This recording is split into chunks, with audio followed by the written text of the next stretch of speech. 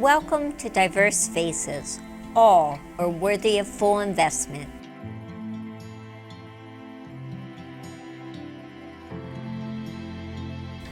Through the years, we've made substantial progress in overcoming stigma and discrimination, which are barriers to accessing services that make wellness and a high quality of life possible.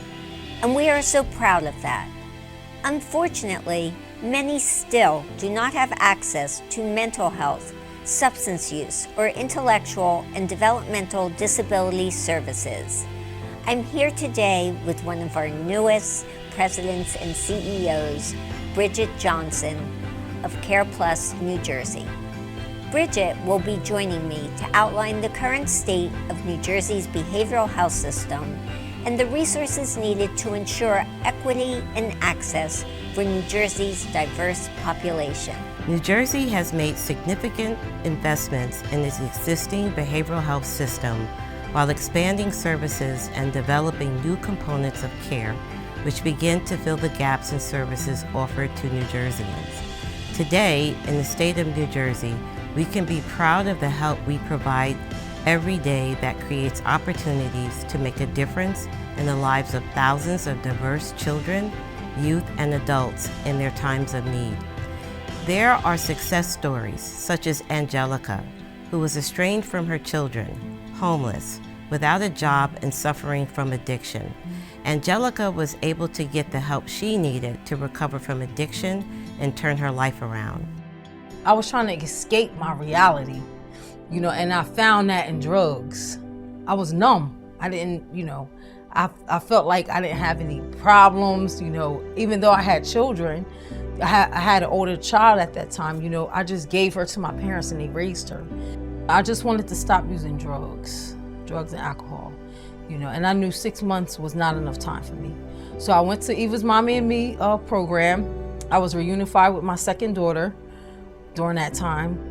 When I first entered the Mommy and Me program, it was like a sense of safetyness, like I was at ease. I didn't know what was going to happen for me right then and there, but I knew I was safe. Angelica was someone who had the motivation to get better. She worked and saved money. In fact, she worked her way up to a manager position at a restaurant. This is why full investment is needed, because there are a lot of Angelicas who need support every day. Another one of our talented behavioral health professionals in New Jersey is Dr. Tara Chalakani, CEO of Preferred Behavioral Health Group.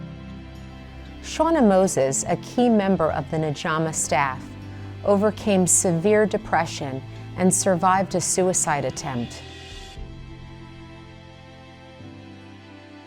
We are incredibly proud of Shauna for her journey to recovery and her courage to share her experiences to help others. I understood what went through the mind of my close relative who had died.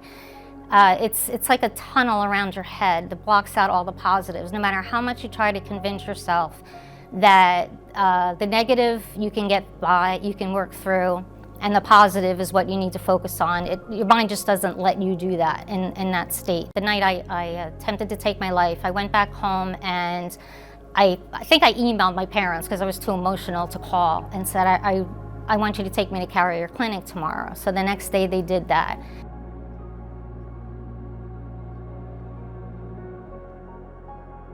I underwent such a major transformation, and I saw others transform right before my eyes. They really helped me through that darkest phase. Adib Salim from Atlantic Care further illustrates the commitment that our New Jersey behavioral health staff bring to their work. Our doors are open to everyone, and what we try to do is when you walk through our doors, we really aim to have you meet with a psychiatrist and a therapist within that 24-hour window. Atlantic Care has a broad array of different mental health services and programs. So where I work is the adult intervention services, so that's more like the mental health urgent care. Our aim is to keep people out of the hospital, but sometimes You know, you get people who their symptoms are just a bit too much and they need to go in for that treatment. What follows are two examples of people needing help. Sadly, Miguel did not receive support until after he was incarcerated. However, Stephanie, with 5 children dependent on her recovery, was fortunate and received services before being incarcerated. I have a 1-year-old daughter who, after 2 weeks of her being born, I was locked up and I've been gone ever since. When I got to Integrity, I was like, oh my God, I've heard stories about this place. They're gonna stick me online, I'm gonna get a haircut, I'm gonna do all these horrible things. I'm like, just send me to prison, I'm not going there. But I went there. This is all about a behavior that I just do. You know, it's like my impulses tell me to go, not deal with my feelings, you know what I mean? It was actually the best place. I'm grateful that that's where I was sent. You know, like I have a responsibility. I have 5 children that I need to be better for. I don't think any other program would have done the things that they did for me to help me, you know, get through the biggest pain of my life. I came from the streets of New York and the streets of Camden. Started smoking heroin, tar heroin, at a young age, around 14, 15 years old. I went back to Camden and I committed a crime there. I was 17 years old at that time. Throughout these years, I was still doing drugs. You know what I'm saying? I was still hooked and I was not feeling, I didn't want to feel the hurt that I was feeling. I was diagnosed with paranoid schizophrenia and ADHD. There's hope out there. Specifically, what is needed now is full investment through adequate rates and contracts that cover all costs of care in existing programs and new programs that are being planned. These include not only clinical treatment, but also services that address social determinants of health, such as housing, education, childcare, transportation, and employment, as well as the overhead costs of running a business, including competitive wages. There can be no delay for wage increases as recruitment and retention continue to worsen.